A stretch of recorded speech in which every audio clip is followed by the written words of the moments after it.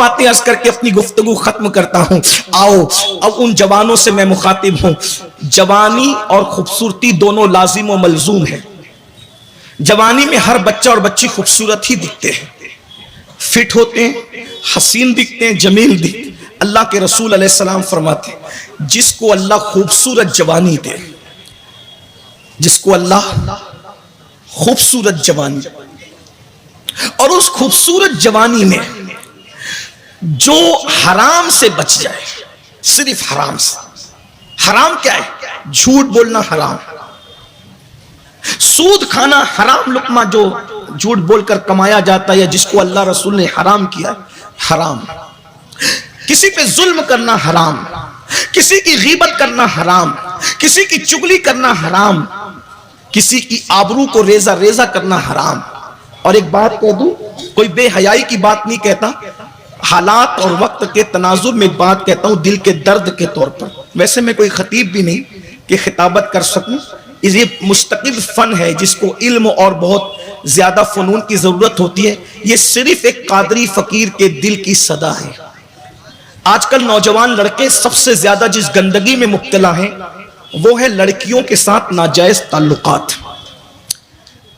اور یہ تعلقات پھر انسان کو دھیرے دھیرے ایک دوسرے سے قریب کرتے ہیں اور اس کا اینڈ ہوتا ہے زنا. اگر بچیاں بھی سن رہی ہے, اللہ کرے میری بچیاں, قوم کی بیٹیاں بہنیں سن رہی ہے, اللہ ان تک ان کو بھی ہدایت دے. حالانکہ بچیاں ایسی نہیں ہوتی, نہ نوجوان بھی زیادہ تر ایسے نہیں ہوتے, حالات کے تناظر میں بات ہو رہی اس لیے کہ بات پوری دنیا تک پہنچتی ہے. یہ فرینڈشپ جس کو کہتے ہیں لڑکے اور لڑکی کی, یہ زنا تک لے جاتا. پہلی بات تو میں آپ کو یہ بتاؤں, اسلام لا قانونیت کا نام نہیں ہے, اسلام قانون کا نام, اسلام ڈسپلین کا نام. ہمارے مذہب کتنا قانون پابند ہے ہمارا مذہب کہ ہمارے نبی نے بیت الخلا میں کون سا پیر رکھنا چاہیے یہ قانون بھی عطا کیا.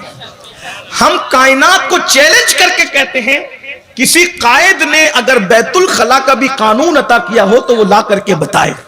ایک یہودی نے سلمان فارسی کو مذاق اڑاتے ہوئے کہا یہ کون سا مذہب ہے جو بیت الخلا میں بیٹھنے کا طریقہ بھی بتاتا ہے؟ تو سلمان فارسی سرکار نے فرمایا یہی تو مذہب ہے جو بیت الخلا میں بھی ہمیں یتیم نہیں چھوڑتا. جس مذہب نے بیت الخلا میں جانے اور آنے کا طریقہ بتایا. حتیٰ کہ اگر آپ فقہ کی کتاب اٹھا کر کے دیکھیں تو سردی میں استنجا کرنے کا طریقہ الگ بتایا, گرمی میں استنجا کرنے کا طریقہ الگ بتایا. اگر مائک پر نہیں ہوتا تو میں آپ کو بتاتا کہ اس کی حکمتیں کیا ہے, لیکن وہ اس وقت نہ اس کا وقت ہے نہ ٹائم ہے.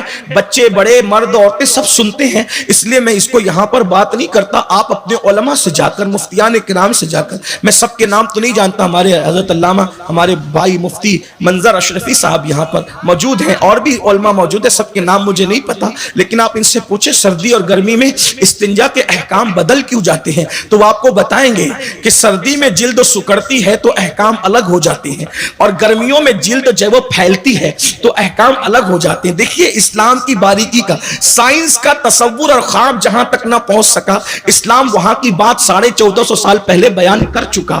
اس سے بڑی حکمت کیا ہوگی اسلام کی. اللہ اکبر. بہرحال تو عرض یہ کر رہا تھا, اللہ میرے آقا صلی اللہ علیہ وآلہ وسلم کے دیوانوں, اللہ رب العزت کے حبیب فرماتے خوبصورتی ملے اور جوانی ملے.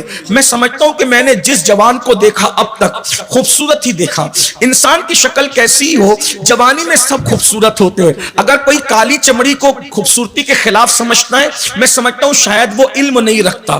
ایک بات عرض کروں, رنگ کی سفید اور کالی چمڑی خوبصورتی اور بدصورتی کی دلیل نہیں ہوتی. خوبصورتی ایک مکمل عنوان ہے, ایک مکمل ٹاپک ہے, اور اس کے مکمل تقاضے ہیں. ناک, آنکھ اور رخسار اور پھر ساری چیزیں ایک اپنی جگہ ہے. ایک بات عرض کروں, قدرت نے انسان کو جو اعضاء دیے اسی نہج پر قدرت نے کچھ پھول بھی پیدا کیے.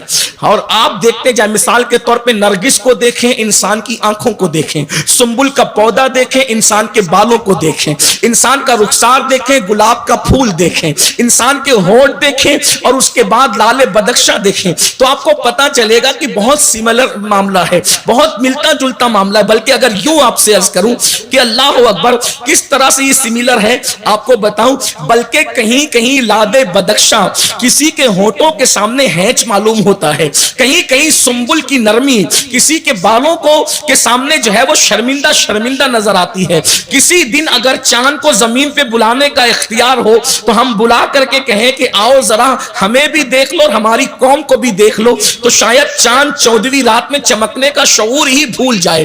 یہ بات اس میں یقین سے اس لیے کہہ رہا ہوں کہ اللہ اکبر ایک ایسا انسان کامل جس میں سارا حسن سمٹ آیا تھا، جب وہ باہر آیا ہے تو اس کا سامنا کبھی چاند کر ہی نہیں سکا، اور میرے امام کے قلم سے یوں باہر آیا، آسماں گر تیرے تلووں کا نظارہ کرتا، روز ایک چاند تصدق میں اتارا کرتا، اور چھپ گیا چاند نہ آئی تیرے دیدار کی تاب، سامنے گر کبھی ہوتا بھی تو سجدہ کرتا۔ وقت نہیں ہے ورنہ میں بتاتا، آج تک لوگ حیران ہیں، انکار بھی کر رہے ہیں کہ انگلی کے اشارے سے چاند ٹکڑے کیسے ہوتا ہے۔ میں نے کہا انگلی کے اشارے سے چاند ٹکڑے ضرور ہوتا ہے، لیکن اس کے لیے کوئی خوبصورت انگلی چاہیے، خوبصورت انگلی چاہیے، اس لیے کہ جو کام تلوار نہیں کرتی وہ کام حسن کر جاتا ہے۔ تو کہا وہ کیسے؟ کہا وہ اس طرح سے کہ جب کوئی اندیکھی چیز کو دیکھ لے، تصور کے خلاف، تخیل کے خلاف، فطرت کے خلاف، جب کوئی کسی کو چیز کو دیکھ لے تو اس کا کلیجہ پھٹ جاتا ہے۔ مثال کے طور پر اگر کوئی بندہ اچانک ایکسیڈنٹ کو دیکھے تو اس کا کلیجہ پھٹ جاتا ہے۔ بہت سارے لوگ ہیں جن کے کلیجے پھٹے ہیں، پھٹ جاتے ہیں، کوئی زور سے چلائے اس کا کلیجہ پھٹ جاتا ہے، ایسا ہوتا ہے۔ تو اللہ اکبر، تو چاند کو اللہ کے رسول نے زمین پہ کھڑے ہو کر اشارہ کیا تو کس طرح؟ حضور کا ناخن چاند کی طرف تھا، چاند نے توجہ سے ناخن مصطفیٰ کا حسن دیکھا، اس حسن کا حال یہ تھا کہ اس حسن کی تاب نہ لا کر چاند کا سینہ شک ہو گیا۔ حسن مصطفیٰ جان رحمت کے ناخن کی تاب نہ لا سکا۔ بتائیں تو صحیح، یہ انسان کامل کا حسن ہے۔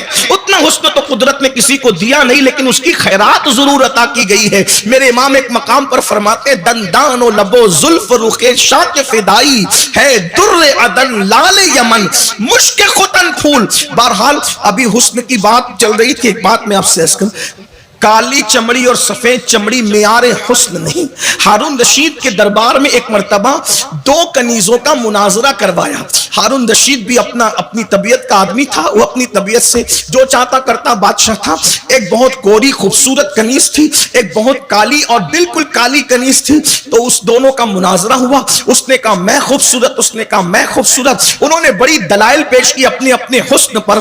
پہلی بات آپ کو بتاؤں، جو حسین ہوتا ہے وہ اپنے آپ کو حسین کہتا ہی نہیں ہے۔ بیدم شاہ وارسی نے کہا تھا کہ اپنی ہستی کا گر حسن نمایاں ہو جائے، انسان اپنے انوار پہ شیدا ہو جائے۔ اللہ اکبر، جس وقت حسن انسان کی ہستی کا خود پر نمایاں ہوگا، انسان کو اپنے آپ سے پیار ہوگا۔ دراصل ہم دوسروں کو دیکھنے میں اتنے مصروف ہو گئے کہ خود کو دیکھنے کی فرصت نہیں ہے۔ بہرحال انہوں نے اپنے اپنے حسن کی تعریف کی۔ بالآخر جو گوری کنیز تھی وہ مغلوب ہو گئی، کالی کنیز غالب آ گئی یہ کہہ کر کہ سنو سنو اور غور سے سنو، تم بہت گوری اور سفید چمڑی ہے، اگر تمہاری تھوڑی سی سفیدی اٹھا کر میرے گال پہ رکھ دیا جائے تو ساری دنیا کہے گی کہ عیب پیدا ہو گیا، یہ کالی کنیز کوڑی ہو گئی، کوڑی ہو گئی، اس میں کوڑ ہو گیا۔ تیرا سفید رنگ میرے گال پر آیا تو لوگ مجھے کوڑ کا تانا دیں گے اور لوگ مجھ سے دور بھاگیں گے، لیکن میری کالک اگر تیرے گال پر رکھ دی جائے تو تیرے عیب میں تیرا عیب نہیں ہوگا، بلکہ لوگ کہیں گے کیا خوبصورت چہرہ ہے، ایک تو گورا رنگ ہے، دوسرا اس پر تل ہے،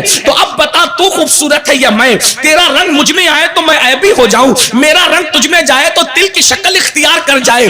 تب اللہ اکبر پتا چلا کہ کوئی جو ہے وہ گورا اور کالا، بدصورت اور خوبصورت نہیں، سب خوبصورت ہے۔ کیوں؟ اس لیے کہ اللہ اکبر، انسان سے زیادہ اگر کوئی خوبصورت ہوتا تو اللہ اپنے محبوب کو اسی لباس میں بھیجتا. پتا چلا خدا کی مخلوق میں انسان سے بڑھ کر کوئی خوبصورت نہیں تھا, اس لیے اللہ نے محبوب کو لباس بشر میں بھیجا. بیگم شاہ پھر یاد آتی ہے, اب آدمی کچھ اور ہماری نظر میں ہے, اب آدمی کچھ اور ہماری نظر میں ہے. جب سے سنا ہے یار لباس بشر میں ہے, جب سے سنا ہے لباس بشر میں یار آیا تو پتا چلا کہ آدمیت کیا چیز ہے, انسانیت کیا چیز ہے. اللہ اکبر. تو عرض یہ کر رہا تھا کیا, اللہ اکبر, جس کو اللہ خوبصورت جوانیت, خوبصورتی تو تم سب کے پاس, جوانی اگر مل جائے خوبصورتی, اور کرو کیا, اینڈ پہ بات پہنچ رہی ہے, توجہ کریں.